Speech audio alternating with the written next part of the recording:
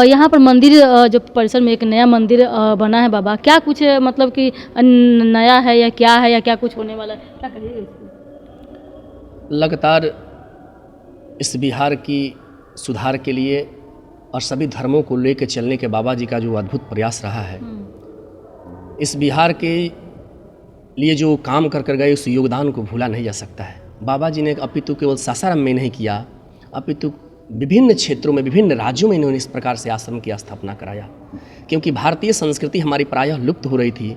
बाबा जी को ये अनुभूति हुई कि नहीं, ये हम मंदिर की स्थापना करेंगे। हमने गुरुकुल के भी प्रकल्प चलाए हैं, हमने गुरुकुल निर्माण के लिए हमने चर्चा किया था, उस पर काम भी चल रहा था। बगल में हॉस्पिटल चिकित्सालय के लिए बाबा जी ने सबको लेकर चलने का एक अद्भुत जो प्रयास किया है, इसलिए उनको भी आज हम बड़े हृदय के साथ, बड़े भाव के साथ, ऐसे देश में महापुरुषों की आवश्यकता है जो हम सब के लिए कुछ कर गए, इसलिए उनके प्रति भी मेरा आभार, मैं नमन करता हूँ। यहाँ देखने को पायलट बाबा की समाधि भी है। हाँ, बाबा जी की समाधि भी है। बाबा जी योग मुद्रा में जाते थे, बाबा जी योग का अच्छे ज्ञाता थे, और बाबा जी इस धरती में या जल में उनको काफ़ी समय तक उसमें रहने का उनके पास अभ्यास था। ये योग बल था उनके पास, तप बल था। ये सब में सामान्य व्यक्तियों में नहीं हो पाता है।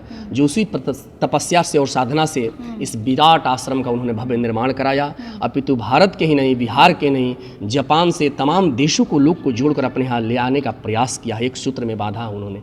इसलिए बाबा का योगदान अतुलनीय है, अकल्पनीय है, वो अकथनीय भी है।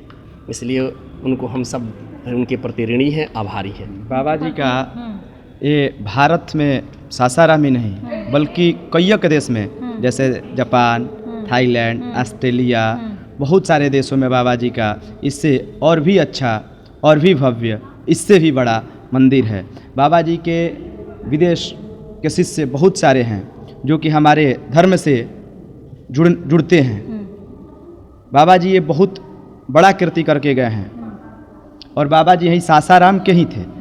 सासाराम से 7 किलोमीटर दूर उनका गांव पड़ता है बिशनपुरा, वहीं के वो निवासी थे। और बाबा जी पहले एयरफोर्स में थे, स्वतंत्रता सेनानी में भी थे, इसीलिए उनका नाम पड़ गया पायलट बाबा जी। इसीलिए उनका नाम महायोगी पायलट बाबा पड़ा। उनका नाम ऐसे अखाड़े का था सोमनाथ गिरी।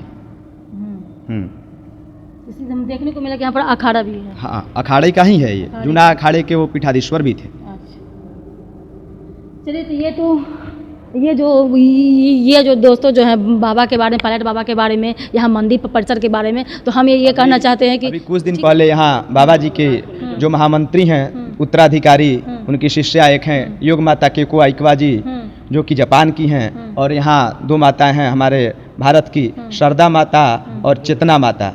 ये 2 माता हैं।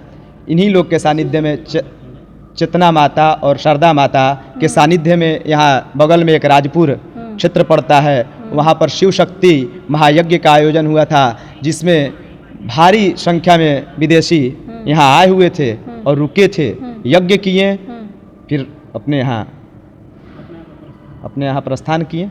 चलिए, ये जानकारी जो है, देखिए इस तरीक़ों को लेकर के जो है आप भी मतलब कि आकर के जानकारी लें, और जो मन को जो शांति है, जो विचलित होते रहती है, इस तरीक़ों को लेकर के जो है नए जो है यहाँ पर अच्छे यहाँ पर जो मंदिर परिसर हैं, अच्छे जो हैं व्यक्ति हैं, लोग हैं, यहाँ पर आने के बाद जो है आपका जो मन भी है, पढ़ने में भी मन लगेगा, काम काज में भी मन लगेगा, सब काम में मन लगेगा। तो आकर के एक बार विजिट करके जाएँ, ना कुछ आप लेके ही जाइएगा। तब तक के लिए जय हिंद, जय भारत।